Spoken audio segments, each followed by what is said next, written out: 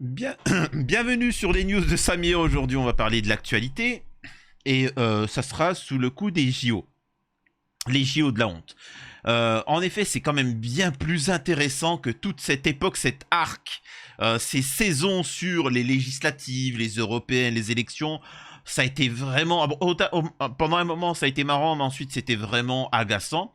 Donc là, on arrivait sur l'arc des Jeux Olympiques. Et ça n'a pas démarré encore, c'est que l'introduction, tu vois. Là, c'est même pas, tu vois, c'est même pas Freezer, il est encore arrivé, ou celle là. Là, c'est vraiment juste l'introduction, tu vois. Et pourtant, déjà, les gars, il y a de l'ambiance. Il y a de l'ambiance, il y a du... Tu vois, c'est beaucoup plus intéressant. Donc, alors, exceptionnellement, je sais pas ce qu'il y aura totalement dans la vidéo, mais si vous avez vu sur le titre et la vignette, vous saurez, parce que en fait, peut-être au cours de la vidéo, je vais rajouter des éléments. Mais, pour ceux qui ne le savent pas, il s'est passé des choses sur la SNCF, les lignes de train, et il y a beaucoup de gens qui n'ont pas de réflexion. C'est-à-dire qu'encore une fois, ils prennent une information et ils ne prennent pas de recul. C'est toujours le principe, normalement, quand tu écoutes un média comme le mien, ou à l'époque, les informations, à la télé, etc., c'est de vous apporter des points de vue que vous n'avez pas, tu vois. C'est-à-dire que oui, bon, certes, il y a la SNCF, il y a eu du sabotage, etc., ce que tu veux. Mais moi, ce qui m'intéresse, c'est de savoir qui, pourquoi, d'accord, ça c'est bon, bah, parce qu'on a quelques réponses. Mais surtout, c'est de se dire, à ce point-là, la France, elle est faible. C'est-à-dire que t'as 4 mecs, soi-disant, 4 mecs qui sont capables de te mettre hors d'état nuire tout le système ferroviaire français et tout le système aéroportuaire français. C'était pas un petit peu de notre gueule, là? Enfin, faut prendre la question, faut se dire... Donc en fait, vous êtes en train de nous dire que 4 mecs, avec le moment où nous avons les policiers de toute l'humanité, hein, parce qu'en France, en ce moment, c'est ça, hein, le système de sécurité maximale, tu peux pas faire plus en France. Toutes les forces de l'ordre, on a carrément fait venir des forces de l'ordre de toute la planète. Et on nous explique que t'as 4 pecnos qui sont capables de sauter le système ferroviaire français. Alors, de 1, certains vont dire Mossad. D'autres vont dire non, ce sont des russo-palestino, irano-gauchistes. Mais en fait, peu importe qui c'est. Quand bien même c'est Armish Kroel, quand bien même c'est ce que tu veux, l'important c'est que ça a eu lieu. C'est-à-dire qu'il n'y a aucune personne des forces de l'ordre, t'as rien qui est venu et qui a arrêté ça. Donc c'est de ça qu'on va réagir, on va rigoler, on va se marrer, c'est juste assez phénoménal. Mais avant ça, bien évidemment, je vous invite à vous abonner, vérifier que vous êtes bel et bien abonné, laissez un commentaire et un like. C'est pas une demande, c'est une obligation. Et de me rejoindre sur mes réseaux sociaux et surtout sur mes chaînes secondaires. Ok, maintenant on va pouvoir démarrer. Allez, c'est parti. Alors, vous devinez bien la propagande qui va être sortie par les médias, écoutez ça.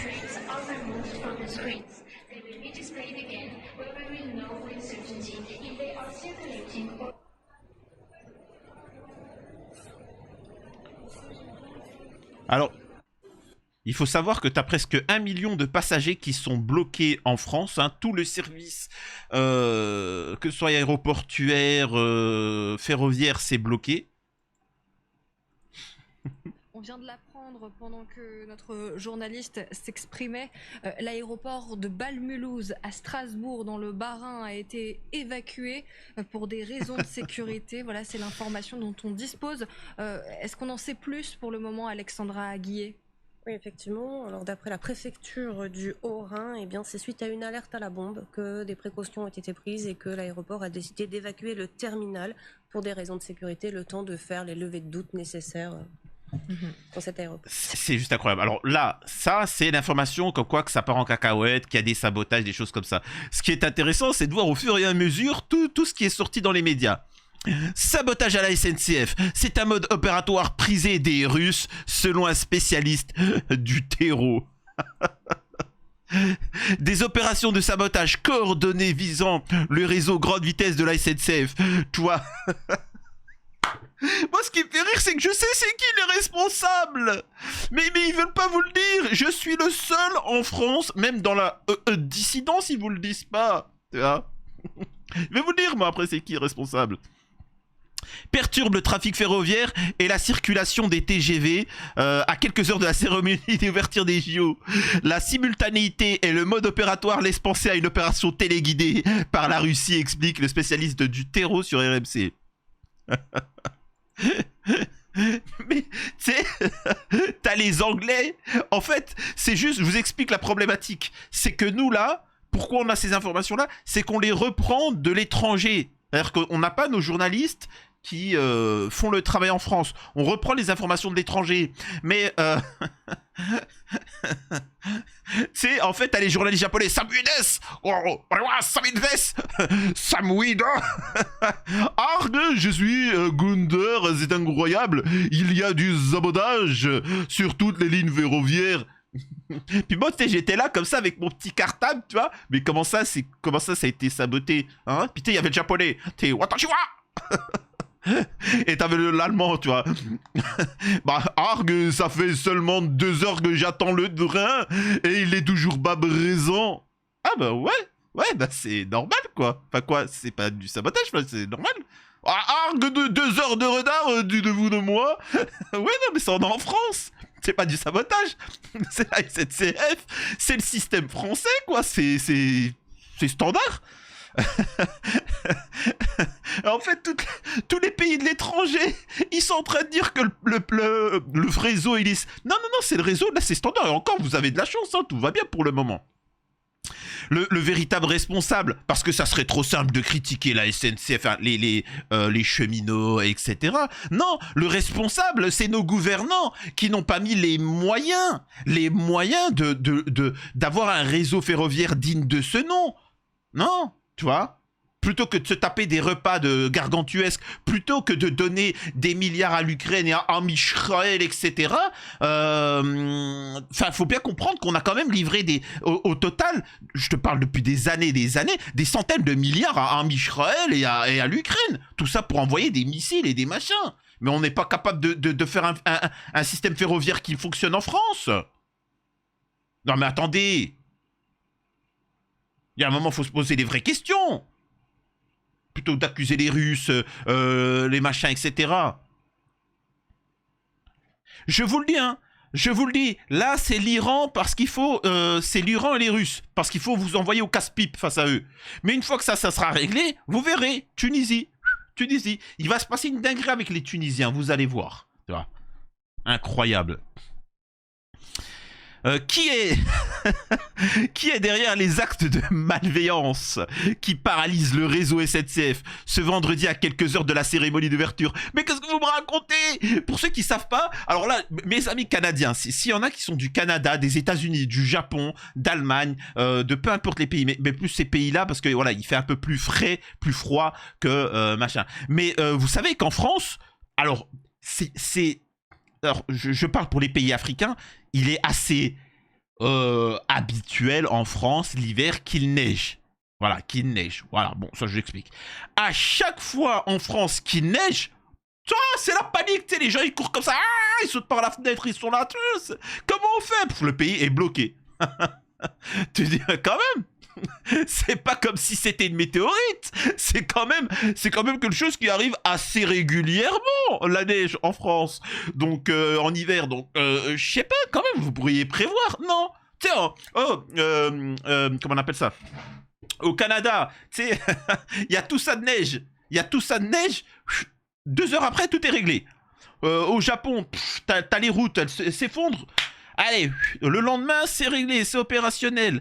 La France est catastrophique, il n'y a rien, c'est pathétique. Il y a un peu de pluie, oh mon Dieu, allez, c'est la misère. Tu te dis, c'est quand même dingue. Tu sais, t'as les Hollandais. pour vous compreniez, ils sont... Alors, je fais exprès d'abuser, mais ils sont à 2 km en dessous de la mer. Tu comprends pas?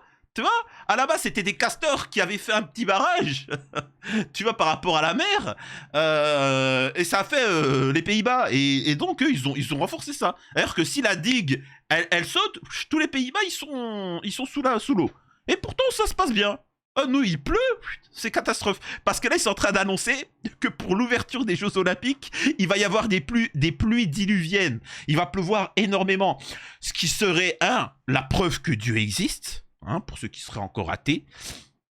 Ça serait la preuve, mais ça serait marrant quand même. Ça serait quand même assez marrant de voir la catastrophe que c'est. Encore une fois, je le répète, il y en a beaucoup, ils sont premier degré. Ouais, mais l'image de la France dans le monde, mais elle est déjà pourrie. Mec, arrête de te casser la tête. Certes, c'est fait avec ton pognon, hein. On pompe ton pognon pour les Jeux Olympiques, etc. Mais moi, ce que je te dis, mais kiffe, profite. Il y a des gens, Samir, t'as regardé le lancer de javelin? Qu'est-ce que je m'en balèque d'un mec qui lance un cure-dent? Mais t'es sérieux? Samir, t'as regardé les mecs qui courent? Je m'en fous, moi, parce que je veux voir, c'est de l'action. Je veux voir ça, moi. Je veux voir à quel point c'est pathétique. Tu vois, je veux voir la réaction des étrangers qui se font... Ah, là, on accuse les Russes. Qu'est-ce qu'ils s'en balèquent, les Russes? Qu'est-ce qu'ils s'en foutent, tu vois? À la base, c'était prévu. C'était prévu. Les Russes, ils voulaient saboter tout ça, tu vois. Mais ils se sont retrouvés bloqués. Vladimir. Ah, dosier soviet. Alors, c'est bon, t'as saboté le lieu prévu? Non, j'ai pas pu saboter. Le train était bloqué. Tout est bloqué. Ah putain, il peut pas... C'est-à-dire que même quand il veut commettre un délire, il peut pas, tout est bloqué. Oh putain, ça me fait rire. Oh, c'est pas bien, c'est méchant, c'est cruel, mais c'est bon. Ah putain. Voilà. Des câbles ont été coupés et incendiés aux environs d'Arras, ainsi que d'autres actes de sabotage sur la SNCF. Sur LGV Atlantique, ligne à grande vitesse Atlantique, c'est un incendie au poste 17 de Courtalin entre Paris et Tours qui est à l'origine des perturbations. Tout comme la ligne grande vitesse Est et Sud-Est a subi également des tentatives de sabotage qui ont pu être heureusement évitées. Cela pourrait être des activistes qui veulent nuire aux Jeux Olympiques, mais je pense que la piste la plus sérieuse, ce sont des actes décidés par la Russie. Tiens, ça c'est... Wow. Assure ce vendredi les grandes gueules Jérôme Poirot. Des actes similaires partout en Europe. Ah bon? Ils en veulent pour preuve des incendies criminels récents un peu partout en Europe. Il y a eu ces derniers mois. Bon, allez, voilà. Voilà, mon boule sur la commode. Des étoiles de David, machin. Voilà, bon, moi, ce qui m'intéresse, c'est-à-dire qu'ils disent ça. Et dans le même temps, le président israélien s'exprime. Israël Katz accuse l'Iran et l'islam radical, l'islam, les musulmans, hein, c'est pratiquant, d'être à l'origine du sabotage contre la SNCF. La France pointe du doigt un mobile criminel. Le ministre des Affaires étrangères, ah non, c'est pas le président, mais bon, c'est pareil. Israël Katz a affirmé que les actes de sabotage commis ce matin sur la ligne à grande vitesse française ont été perpétrés sous l'influence de l'axe du mal irano-islam radical, les cités, etc. Katz a déclaré avoir averti son homologue français cette semaine, sur la base d'informations détenues par Israël, selon lequel l'Iran préparait des attaques terreaux contre la délégation israélienne et tous les participants des Jeux Olympiques. Des mesures préventives renforcées doivent être prises pour contrecarrer leur complot, ajoute-t-il. Le monde libre doit arrêter l'Iran maintenant, avant qu'il ne soit trop tard. Vous le sentez là, avec Netanyahou qui est venu au Congrès américain, qui a répété Iran. Donc voilà ce qu'il en est. Donc en fait, ils sont en train de vous préparer mentalement à la guerre contre la Russie, la Chine, l'Iran, l'Algérie. Bah écoutez, ça va être marrant. Ça va être marrant. Et les premiers, écoutez-moi bien, les premières lignes, ça va être les M de France, les musulmans de France. Vous allez voir que les Algériens de France, ça va vouloir être les premiers à vouloir intervenir en Algérie, par exemple. Ils vont vite être accueillis. Vous vous rappelez, par exemple, un des dissidents, par exemple, le libre penseur qui fait du très bon travail, mais il faisait partie aussi de ceux qui souhaitaient le désarmement de l'armée algérienne. Ils voulaient pas d'armée, faut investir ailleurs, tu vois. Faut investir dans les bars à partous, les trucs comme ça, tu vois. Mais machin. Donc l'Iran, tu vois, faut pas. Armement, non, tu vois, c'est pas bien. Non. La Corée du Nord, pas bien. Non, faut être comme les autres, tu vois. C'est boîte à touristes, tu vois. Donc vous comprenez un petit peu à quoi sert la dissidence, à quoi servent les médias et tout ça. Ceux qui ont raison, c'est justement de s'armer pour pouvoir répondre et qu'on ne puisse plus les toucher. Là, l'Iran, la problématique, c'est que Ils ont la bombe. Hein. Ah, ils l'ont. Hein. Mais est-ce qu'ils l'ont en nombre suffisant? Ça, c'est encore un autre délire. Ça, faut bien le comprendre. Et c'est pour ça que Israël ne peut pas, ils se feraient déglinguer, hein, ils se font déjà déglinguer sur le terrain par la Hamas, mais ils ont besoin de l'intervention de vous. Parce qu'ils savent que vous êtes des guerriers, que eux ils ne sont rien du tout, et ils essayent de vous manipuler pour vous envoyer au casse-pipe. Mais sur la même information, c'est-à-dire qu'il y a eu du sabotage, bon on connaît le sabotage, tu vois, derrière c'est les Russes, ensuite c'est les Iraniens, ensuite c'est... Alors certains ont dit que c'était... C'est pas une blague, hein, c'est les gauchistes. C'est la LFI. Les responsables c'est la LFI. Tu vois. Excuse-moi de dire ça, ils ont pas besoin de saboter ça. Ils se mettent en grève et c'est fini, tu vois. Donc il y a un moment, faut arrêter. Moi, ce que je trouve étrange, c'est que le moindre fait et geste sur les réseaux sociaux, etc., on trouve tout de suite le responsable, etc. Mais certains, on passe outre. Par exemple, ça, lui là, cet individu, c'est pas n'importe qui, hein, Candace Owens, qui partage ça et qui dit mais on peut retrouver c'est qui ce mec? Ce mec là, en fait, il est venu dans un parterre dans une manifestation pro-palestinienne aux États-Unis. Et en fait, il a mis le drapeau américain, il l'a brûlé. Aux États-Unis, tu fais pas ça, tu vois. Pour dire, regardez les Palestiniens ce qu'ils font au drapeau américain. Et en fait, tout le monde a dit, mais non, les Free Palestine, jamais ils vont cramer le drapeau américain. Ça n'a pas de sens. Et donc, la question, c'est qui cet individu-là, hein? Bon, on apprend que finalement, c'est un gros sionnard. Donc, tout ça, encore une fois, c'est des opérations sous faux drapeau. Mais les médias ne vont pas mettre la focale là-dessus. Hein. Ils vont pas le mettre. Autre point, c'est pour ça que je vous dis... Et en fait... Il y a plusieurs points auxquels il faut aborder, c'est assez vague, parce qu'autant là c'est pour rigoler par rapport aux fausses accusations, etc. Mais pour en revenir au pass sanitaire, pour ceux qui s'en souviennent, regardez ce que cet individu ose dire. Vous parliez hors antenne à quelqu'un qui avait un proche en soins palliatifs, il y a 10 minutes. Cette personne, elle va manquer les derniers instants de son proche pour des conneries en fait. Et c'est extrêmement décevant, c'est extrêmement triste. Et moi, ça m'attriste beaucoup. Vous allez faire quoi là maintenant? Moi, je vais rentrer à Toulouse. Mais encore une fois, moi, c'est pas très grave. Moi, je manque un événement sportif, mais il y a des gens, ils manquent les derniers instants de leurs proches. Ah. Donc les gens qui ont fait ça, je trouve... D'accord, moi, il n'y a pas de souci là, ce qu'il vient de dire. Tu vois. Là, parce que là, il est en train d'accuser... En fait, ils accusent... Là, cette partie des médias, ils accusent les gauchistes. mais pendant le pass sanitaire, ça vous dérangeait pas, hein? Pendant le pass sanitaire, ah, vous avez oublié? Bah, moi, j'ai pas oublié, moi. Vous avez tous oublié? Moi, j'ai pas oublié. Hein? L'apartheid. Tu vois, quand des gens ils voulaient aller voir leur famille, leur machin, etc. Moi, carrément, je le répète, j'étais sur le point ma vie s'en allait si j'avais pas été opéré en urgence. Je vous assure que comme ils avaient aucun élément pour savoir si j'étais injecté ou pas, bon, c'était pas le cas, et j'avais jamais fait de passe, il était dans l'incapacité de faire un test, parce que, encore une fois, j'étais en sang et ça coule à flot. La meuf voulait me renvoyer chez moi. Tu vois, c'est... Tu sais, vraiment, je vous assure qu'il fallait voir, c'était 2 salles, 2 ambiances. T'avais t'avais le personnel qualifié, tu vois, qui faisait de la médecine, le chirurgien, qui était là.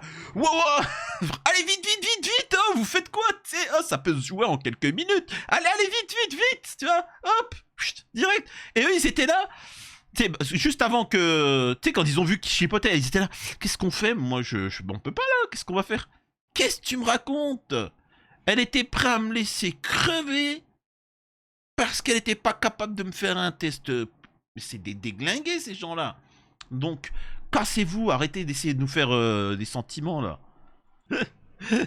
Regardez, voilà, c'était ça que je voulais vous montrer. Je sais pas si je voulais montrer. Ça va être une catastrophe.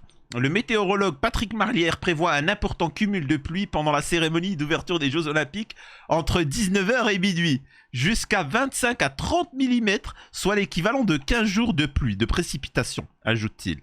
Tu sais, c'est-à-dire que c'est vraiment le moment... Je sais pas, il y a un moment, il faut se poser des questions, tu vois. Est-ce que c'est de la faute? Est-ce que ça va être le moment de parler de projets que les Russes ont envoyé des ondes pour faire pleuvoir? Ah, ils en seraient capables. Ils en seraient capables. Bref, écoutez, on va attendre, je ferai une vidéo demain pour voir les résultats de cette fameuse cérémonie des Jeux Olympiques. Mais avant, alors, j'aimerais vous faire un petit rappel concernant ce qui se passe en Tunisie. C'est dramatique et personne n'en parle. Hein. C'est dramatique. Un enfant de 10 ans s'est fait par un migrant subsaharien. Tu vois, voilà. Donc on en parle. Ou vous pensez que dans les médias ils vont en parler? Vous pensez que tout le monde va en parler ou ça va pas du tout? Non? Ah, ça intéresse pas. Hein. C'est normal que des Tunisiens de Tunisie qui se font chez eux recevoir des... Comme en Occident. Sauf qu'en Occident ils utilisent... on a été colonisés. Mais en Tunisie, comment ça se passe? Ils vous ont pas colonisé, vous devez rien. Ils vous ont pas exploité. Ils sont pas dans votre pays. Il n'y a aucun machin. Alors pourquoi vous allez dans leur pays? On n'en parle pas? Dites-moi. Alors je peux pas. Là, je pourrais vous montrer les vidéos, mais j'ai pas envie. J'ai pas envie. Autre point là, je pourrais vous montrer une vidéo. Vous pouvez regarder. Hein. Rapidement. Bon alors, je peux pas parce que je peux pas mettre du contenu comme ça sur YouTube. Un groupe de migrants subsahariens illégaux, armés de bâtons et de haches, vilipendent un autre migrant en pleine rue. Hein. Ils auraient aussi attaqué un Tunisien. Dites-moi comment on fait là? Comment on fait? C'est-à-dire que en Tunisie, ça se passe pas comme ça. C'est-à-dire que tu sors pas la hache et tu vilipendes les autres comme ça. Donc il y a un moment, est-ce que vous pouvez dénoncer ça? Non? Ah, ça marche. Vous voyez encore une fois, quand je vous dis qu'il faut être communautaire, par exemple, ces gens-là sont solidaires, ils sont pas communautaires. Moi, c'est ce que je reproche un petit peu. C'est qu'ils sont solidaires, c'est pas grave. Ouais, mais tu serais pas un peu raciste? Mais j'ai dénoncé quand même l'attaque sur un gosse de 10 ans. T'es raciste? Ah pardon. Ah, faut rien leur dire. Hein. Oh, faut rien leur dire à eux. Allez-y, prenez la Tunisie, ça vous appartient. L'Europe, ça vous appartient. Par contre, quand ils vont vous déglinguer la gueule en Europe, et ça va arriver bientôt. Bientôt, l'Europe, elle va arrêter avec ses délires de lumière, démocratie. Et ils vont revenir en Afrique. Mis à part un ou deux pays qui sont armés pour se défendre, ils vont vous déglinguer la gueule et on va voir là si votre victimisation ça va marcher. Vous allez voir. Vous avez joué les malins? Maintenant on arrive dans un monde qui va être plaisant à voir, où il y aura de l'action, où il y aura un axe, écoutez-moi bien, il y aura un axe occidental, il y aura un axe oriental, c'est-à-dire Russie, Chine, les pays du Moyen-Orient, machin. Et tu auras le reste qui vont eux subir l'hégémonie soit de l'un soit de l'autre. Vous allez voir, ça va être exceptionnel. Fini la victimisation, incroyable. Donc commencez déjà à être communautaire parce que ça va chauffer. Et on fera une petite vidéo pour voir la suite des Jeux Olympiques, on va se marier. C'est quand même bien mieux que la politique, hein, franchement. C'était les news de Samir, j'espère que ça vous a plu.